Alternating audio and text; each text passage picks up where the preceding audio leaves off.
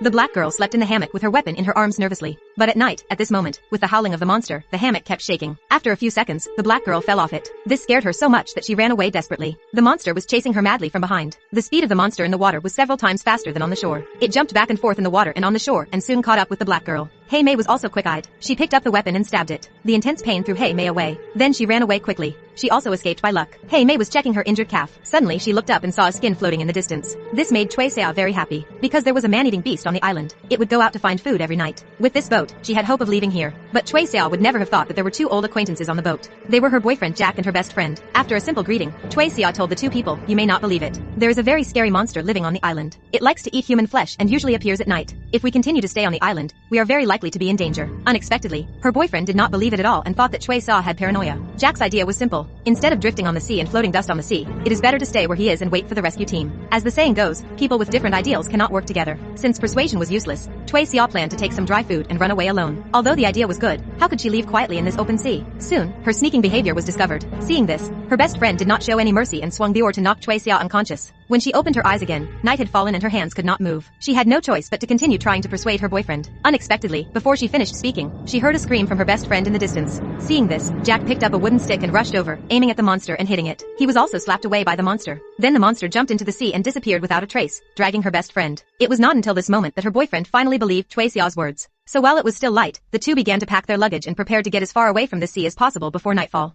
The original plan went smoothly, but not long after, Jack saw a black shadow flashing below. It seemed that the monster obviously did not have any intention to let them go. As the monster continued to attack, a big blockage was soon scratched on the bottom of the boat. In a hurry, Jack had to take out the signal gun to temporarily repel the monster. He thought he was safe. Unexpectedly, Chui Xiao was dragged into the sea in the next second. At the moment of life and death, Chui Xiao decisively took out the dagger in her pocket and stabbed the monster's kidney fiercely. The monster let go of Chui Xiao in pain and set its target on her boyfriend Jack. The woman could only watch her boyfriend being taken into the bottomless sea nest, but she could not do anything. The woman returned to the beach with difficulty. Her boyfriend's death filled her eyes with hatred. At the same time, she also understood that except for killing the monster, she had no chance of survival. She sharpened wooden sticks and made a large number of spears, but the strength of the wood was too low. It would break if she was not careful. It was obviously not enough to fight the monster, but in order to avenge her boyfriend, she had to stretch her hand to her companion's grave and pull her head off forcefully. She looked carefully. After that, she casually put it aside. Then she dug out the entire trunk, smashed the bones, picked out the sharpest part, and used her fingers to test the sharpness to ensure that the monster could be killed with one blow. Then she picked up a bunch of sticks, built a pile of fires, and put licorice underneath. After doing all this, she just had to wait for the party to start. The monster was successfully attracted by the fire and came to the shore.